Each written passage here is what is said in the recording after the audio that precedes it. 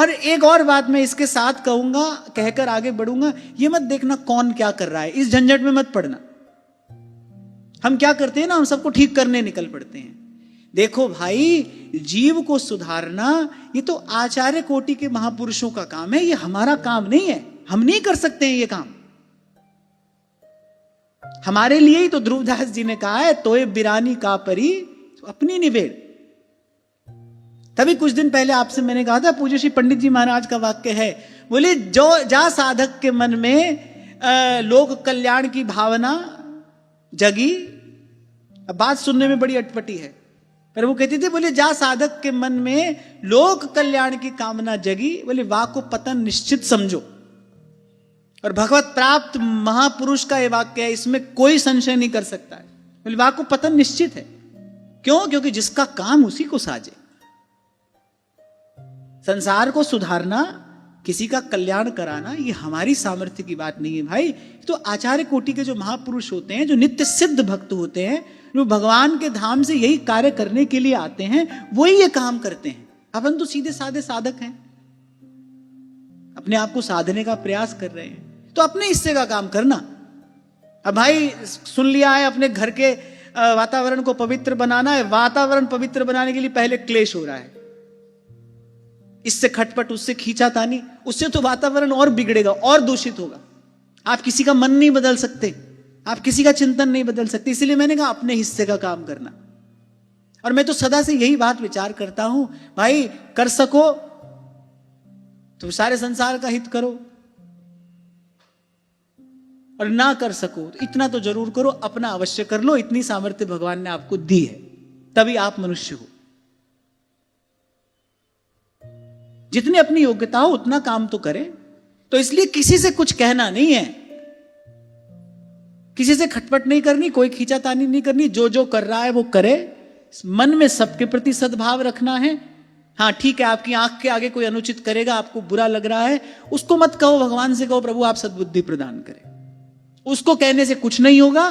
प्रभु को 2-4 बार कहोगे, हो सकता है प्रभु सुन लेंगे तो तुम्हारी बात बन जाएगी। उस व्यक्ति से कुछ मत कहो। और कोई आपसे जब तक ज्ञान लेने ना आए तब तक तो बिल्कुल मत दो। जब तक कोई आपसे याचना ना करे, प्रार्थना ना करे, भाई मैं मार्ग भूल गया हूं, आप मुझे मार्ग दिखाओ। सोच के देखो, एक बार सोचो, आप भी जा रहे हो, कोई और व्यक्ति भी जा रहा है, उसने आपसे कुछ पूछा नहीं, तुमने कहा भैया दाएं चले जाओ, फिर आगे बाएं मुड़ जाना, तुम्हारे झापड़ और मारेगा। हमने तुमसे पूछा है दाएं जाएं बाएं जाएं? अरे हमको हमारा रास्ता मालूम है, काय को पंडिताई दिखा रहे हो? ऐसे ही आपसे किसी ने पूछा नहीं, आप ज्ञान देने में लगे हो उसको, ऐसा करो वैसा करो।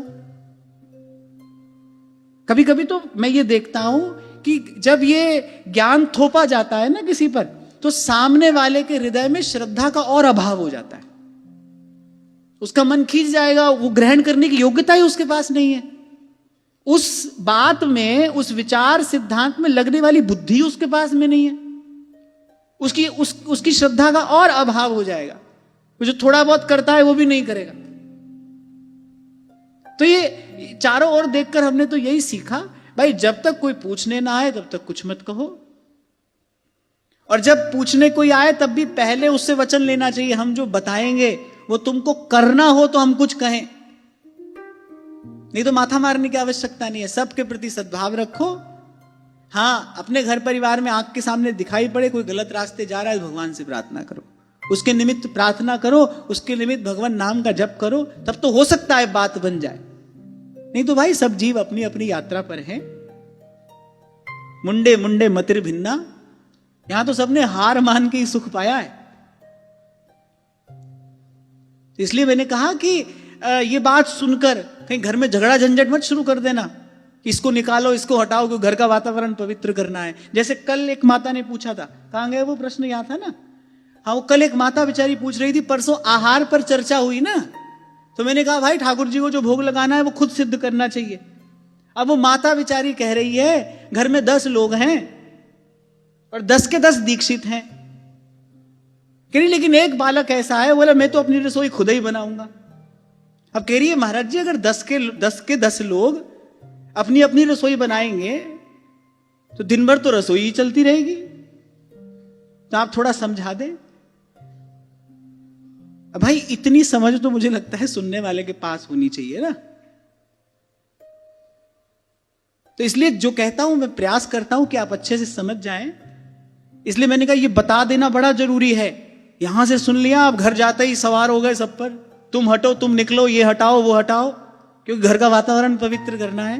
नहीं भाई, ये सब नहीं करना है, अपने हिस्से का काम करना है, किसी को कुछ नहीं कहना है। उलझना तो किसी से है ही नहीं। उससे क्या होगा, आपके मन की शांति समाप्त हो जाएगी। जहां रहते हो वातावरण दूषित होगा और मन बुद्धि अस्थिर हो जाएगा। ऐसा तो साधक को कदापि नहीं करना चाहिए। भाई सच्ची बात आपको बताएं, इस संसार में ऐसे ही रहना पड़ता है। यदि भजन करना है तो फिर ऐसे ही रहना पड़ता है जैसे दांतों के बीच में जिह्वा रहती है। भजन करना है तो ऐसे रहो। अब पंचायती करनी है, नेता बनना है, लीडर बनना है, तो फिर बनाओ अपनी पार्टी। पार्टीबाजी तो घर से लेकर ऊपर तक सब जगह है। घर में भी वो हमारी तरफ, वो तुम्हारी तरफ, ऐसा होता है ना, होता ही है। तो नेता बनना है, ये करना है, तो फिर दूसरा रास्ता है। भजन करना है, शांत मन से अपने अपने जीवन को सफल सार्थक करना है, तो फिर राम झरोखे बैठ के सबका मुजरा लेत। एक पक्ष होता है, एक प्रतिपक्ष होता है, इसके साथ साथ एक पक्ष और भी होता है। क्या? निष्पक्ष। भक्त को निष्पक्ष रहना है। भगवान भी निष्पक्ष हैं। इसलिए मैंने कहा कोई आए, प्रार्थना करे, याचना करे, आप सहायता कर सकते हो तो अवश्य करो, उसमें ना नहीं है। पर ऐसे नेता बन के झंडा लेके मत चलो। अगर भजन करना है तो, अगर साधन करना है तो फिर ये सब मत करो। इससे तो कोसों दूर रहना। और मैंने कहा ना, ये लोक कल्याण, लोक मंगल, ये बहुत बहुत बहुत बड़ा कार्य है। ये महज्जनों का कार्य है। बहुत विचार कर मैं कह रहा हूं, तो आचार्य कोटि के महापुरुष संसार में आकर ये कार्य करते हैं। ये आपका मेरा काम नहीं है। 5 साल का बच्चा 50 किलो का बोझ उठाने का प्रयास करेगा, गिरेगा, चोट खाएगा, पीड़ा मिलेगी, भयंकर हानि हो सकती है। ऐसे ही जिस कार्य की सामर्थ्य ही हमारे पास में नहीं है, उस कार्य को कर तो पाएंगे नहीं, लेकिन करते करते क्या होगा, करने का दंभ, करने का अभिमान, और व्यक्ति साधन पथ से च्युत हो जाता है, उसका पथ पतन हो जाता है। बहुत सावधानी से सुनना। आप आते हो यहां, बहुत सावधानी से समझना, और फिर जितना ग्रहण कर सको उतना ग्रहण करना। ग्रहण करोगे तो ग्रहण करने की सामर्थ्य धीरे धीरे बढ़ती चली जाएगी।